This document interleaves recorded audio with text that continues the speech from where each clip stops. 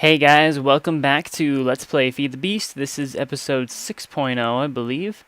And yeah, I've been busy doing some stuff. I've got a little bit more completed on my ME network. In fact, I've pretty much got it all done except for a couple of things. So we're going to run through this and talk about some of the changes that I've made and how everything has kind of turned out along with what I've been doing recently in the downtime. One thing to note before we get started, of course, I mentioned this in my last video, but I just wanted to clear things up once again. I am waiting for the texture pack, the Adventure Timecraft texture pack, to update for 1.5. I haven't checked it today, but I imagine that it's not up quite yet. When that's updated, of course, I'll get back to doing some Adventure Timecraft. There's a lot of stuff to talk about there and have fun with and adventure and explore, whatever. Mess with the new 1.5 stuff. But until that's updated, I can't really play the update for obvious reasons. So that's why I'm kind of focusing on Feed the Beast right now, and it will be that way, for a little bit. And if you guys have been watching my channel for a while, you kind of know how it is. It's kind of a pain that I play a world with a specific texture pack because I've got to keep waiting for it to be updated. But it's okay. So, what's all this stuff? This is a bunch of weird computer nonsense. I don't know what's going on. There's a bunch of weird blocks. It's sort of like the classic Feed the Beast thing where everyone's base has got a bunch of weird squares in them and nobody knows what they do. It has become a mess down here. I have pretty much set up everything that I need to have set up for the time being. A couple of different things around and down here. So let's go back up and talk about this. Again, this is all, well, part of it is Applied Energistics, which is a mod that allows us to keep inventory as data on data disks and move that data around in a network. So on my ME terminal, I have all of my different resources in here. I also have an ME crafting terminal, which means I can craft things inside of the little crafting box in here, pull things out of the inventory, and craft whatever I want with them. There's no crafting recipes with arrows, but yeah, I can craft in here and still have my inventory open. So it's kind of like having a crafting bench plus a chest, and that's kind of cool. And this is just, again, that drive just stores. I put another data disk in there. This just stores my my data. Just stores my data disks, which I probably need to get another one of. This one's getting close to half full. This one's full. Like you can see the light on it. It's red.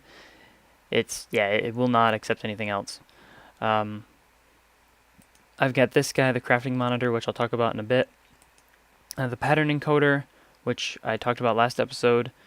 And I've got these two, which are just storage monitors, and they just tell me how much of a certain item that I have in there, and I can change them to whatever I want. Right now I have them set to iron and iron ore.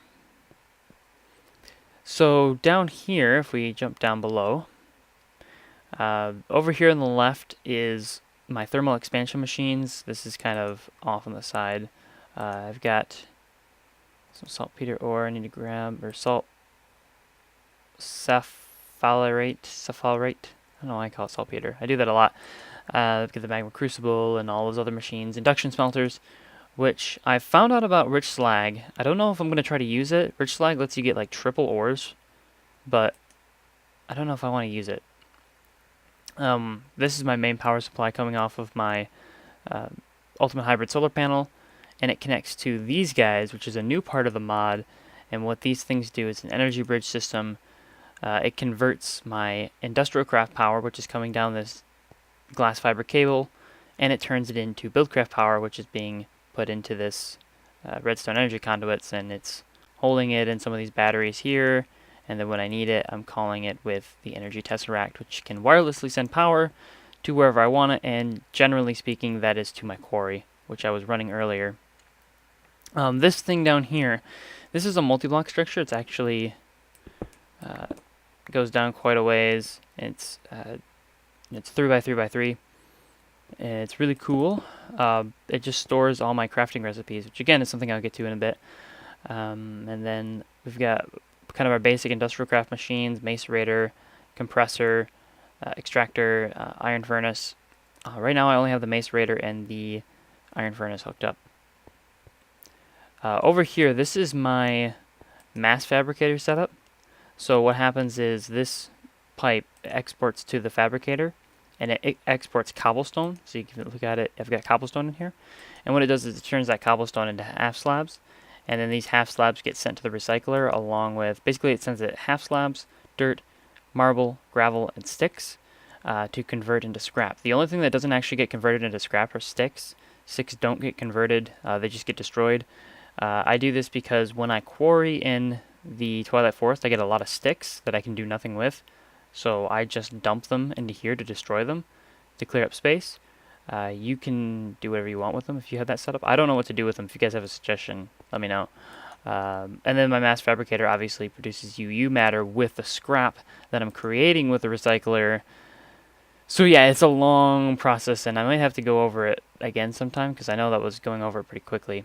But it's not something I want to focus on too much right now because I want to get to the crafting part of applied energistics.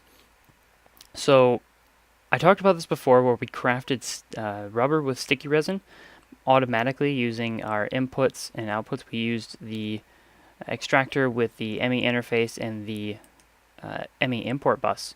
And we basically told the extractor, okay, if I send you one sticky resin, you're going to get back rubber, and I want you to just put that rubber back in the machine. So when I say, okay, make me some rubber, you're going to go, okay, well, I'll take some sticky resin and produce rubber because I know that's how I work. So like similarly with these guys, what I've got them set up here is I've got an ME interface interfacing here, and I've got the coal dust, and I've got iron dust with iron ore. And I actually don't have iron ore in here, so it's kind of hard to export. Kind of hard to import anything if I don't have my thing set up, can I? I need to get some iron ore real quick before we get ahead of ourselves and I forget about it.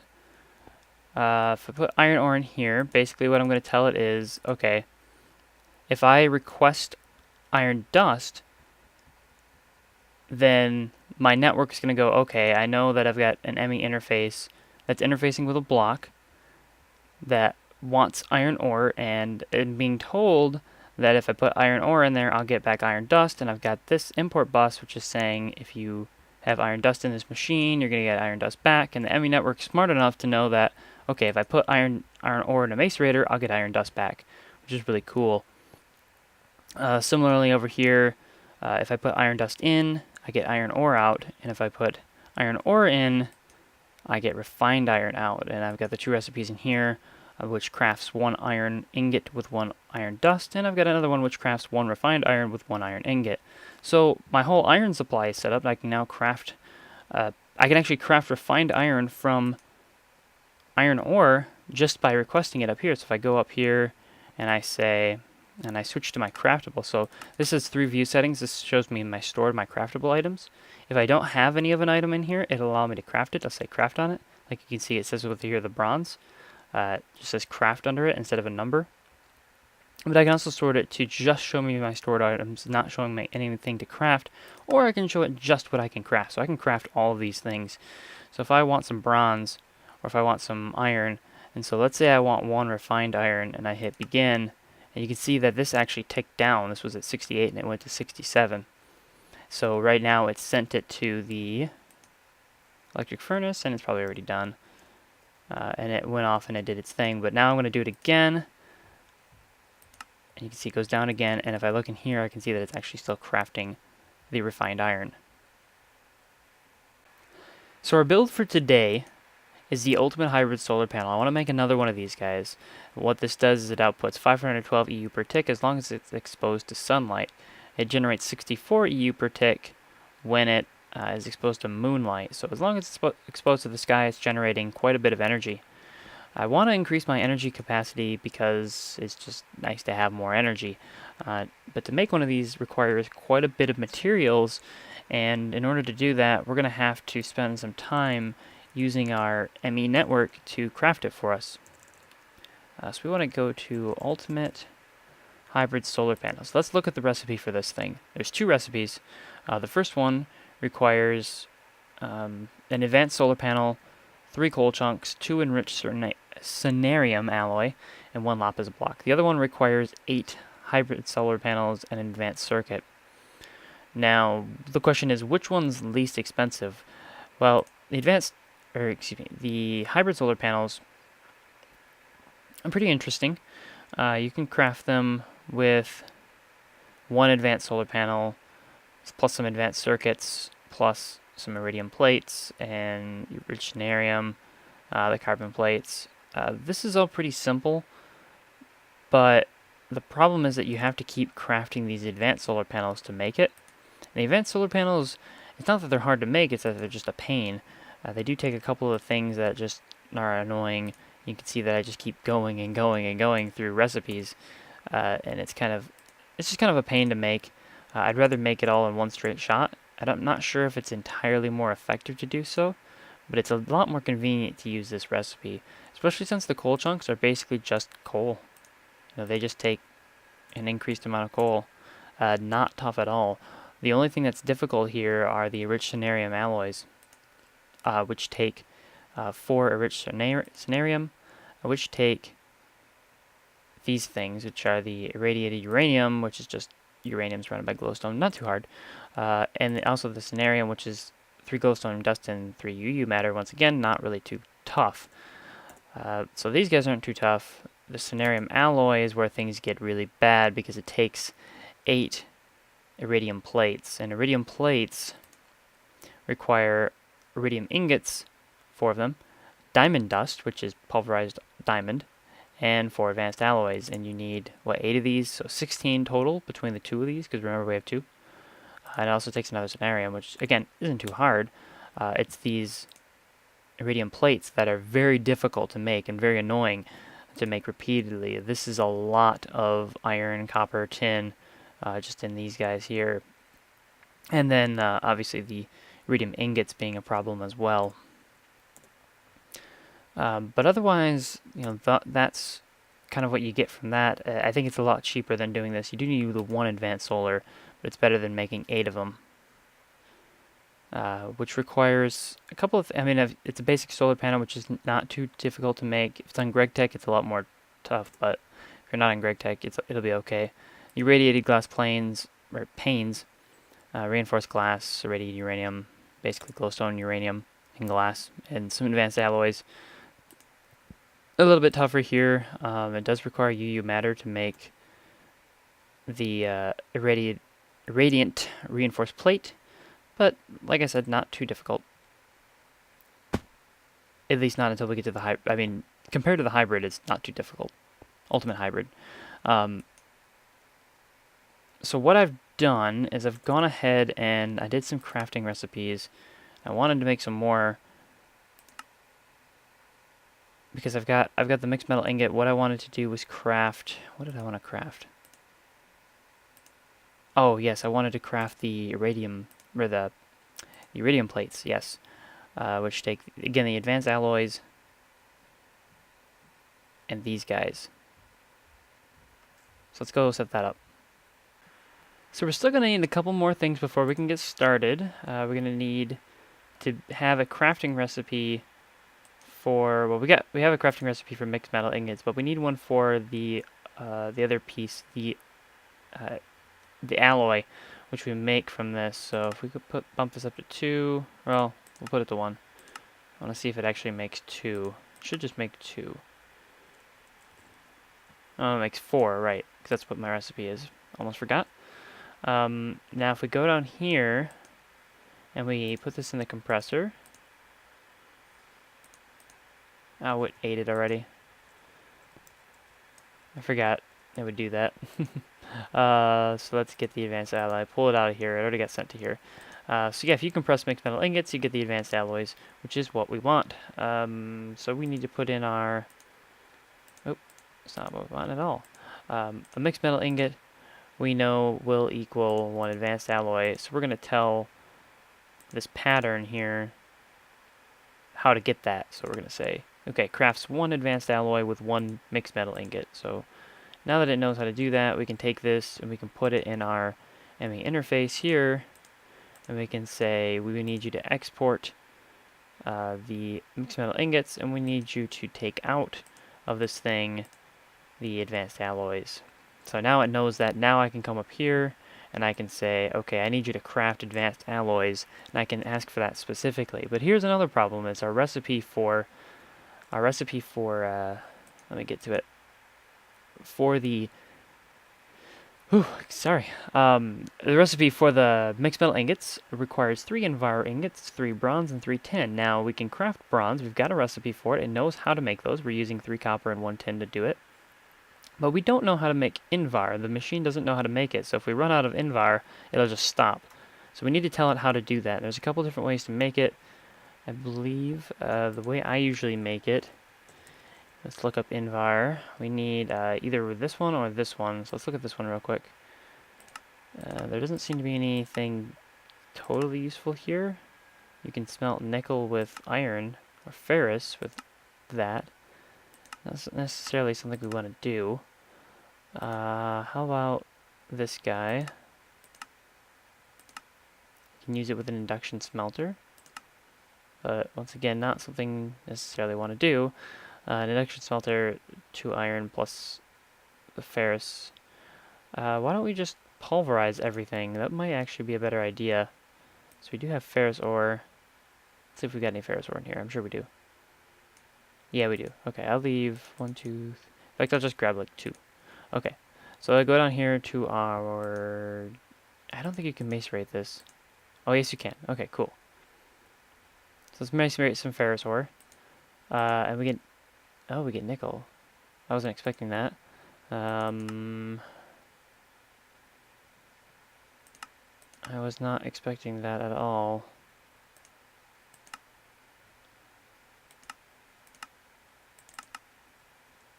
See, I think GregTech changed the recipe. It used to be if you macerate that, you got the ferrous or the ferrous dust or whatever. Ah, here we go. Pulverized ferrous metal. And that you simply combine with some... I'm going to tell it to craft 1 iron dust for me. Iron dust, and we get 2 of those. Pull those out. And if we take the 2 iron dust and we put it with the pulverized ferrous metal, we get the Invar dust. We can't combine it with... Oh, no, we can. Okay, so either nickel or ferrous works here to make the Invar. So that works perfectly. Okay, we can just use the macerator then. Yeah, once again, GregTech recipe's tripping me up a little bit. I'm pretty sure those are just something that GregTech does. Sort that to make it look nicer. So what I can do here is I can tell this to craft the nickel and then craft the other things. So let's go ahead and do that actually. Because that would be, I think that would be a good thing to do right now.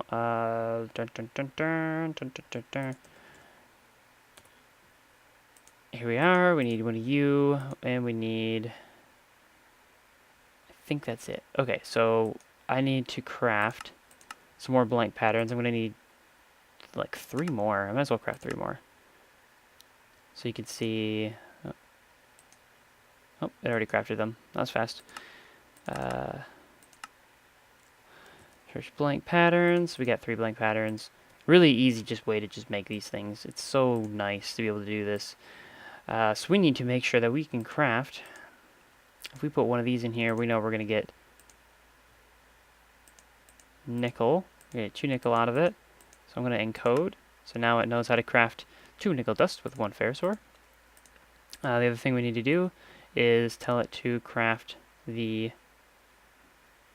Oh, I don't have iron. Iron dust. We need 1 set of iron dust.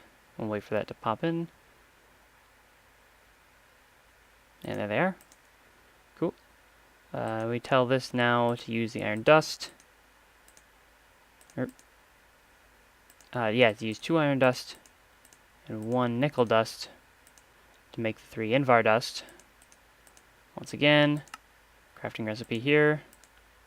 Crafts 3 Invar dust. And then finally, we need to make the physical Invar ingots, which means we've got to take... We actually need to go do that 1 time. So we get an Invar ingot so we can use for the recipe. Put in the Invar dust.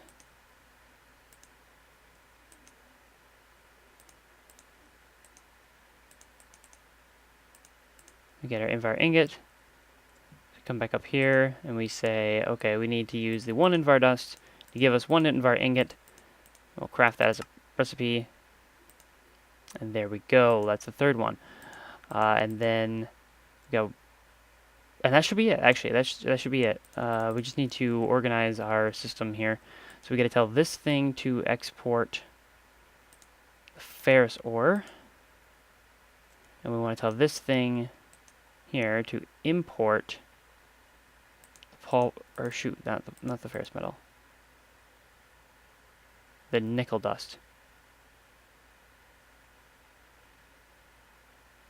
Right? Yeah, the nickel dust. I just want to double check because I'm prone to making these mistakes. 1 second.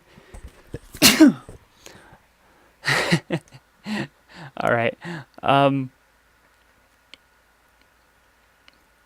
Okay. Let's try to get this out right. I'm kind of losing my train of thought. There's a lot going on here. So the Invar dust. Nope. We want this. We want 2 nickel dust with the ferrous ore. So now we've told it how to make the dust.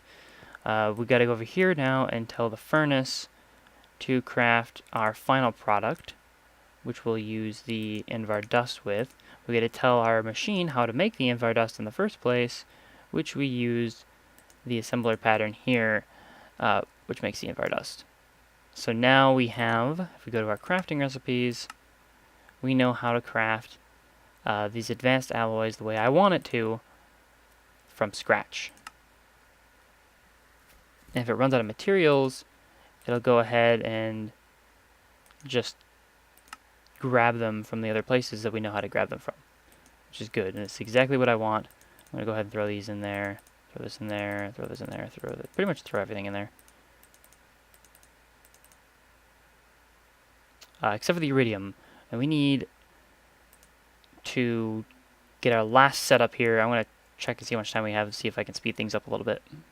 So yeah, sorry about that, guys. I really used up a lot of time just kind of talking about the recipe patterns and everything, and I thought I'd be able to get to actually making one, but that's going to be a little while off still. So I just want to talk about some other things to fill up the time so it doesn't feel like we're just doing this today. You probably noticed this wall of diamonds here. This is because I've got the Suck Touch diamond drill, and I've got a Fortune 3 diamond drill, which are really cool, and I wanted to just burn through this episode. I've been kind of waiting on it, and I'm kind of excited to go through it all. And I know I could macerate it and get 2 for sure, but I really don't feel like doing that. I want to see how many drops I can get. So we've got, count them out, 1, 2, 3, 4, 5, 6, 7, 8, 9, 10, 11, 12, 13 times 3 is 39 minus, so 38, 37, 36, 35 total diamond ore here. So doing the math, that is 105 I should get if 105 is triple drops. So we'll see what happens. Okay, we got the Fortune 3 pick out. Let's go.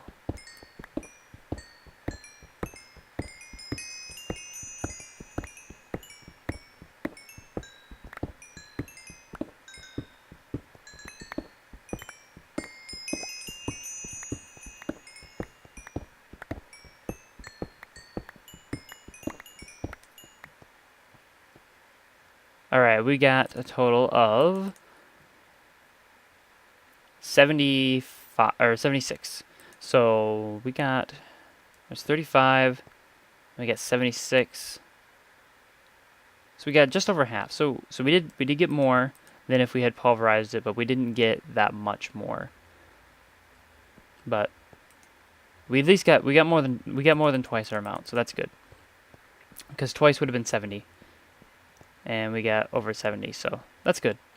Yeah, so that's really cool. That's a lot of diamonds now. That brings my diamond count up to almost 3 stacks. And I'm going to be losing some. Actually, I would have exactly 3 stacks had I not just pulverized some into dust. And I'm going to be using up some diamonds to make everything, but that's okay. Let me actually show you the last thing today, then we'll probably go say goodbye for now.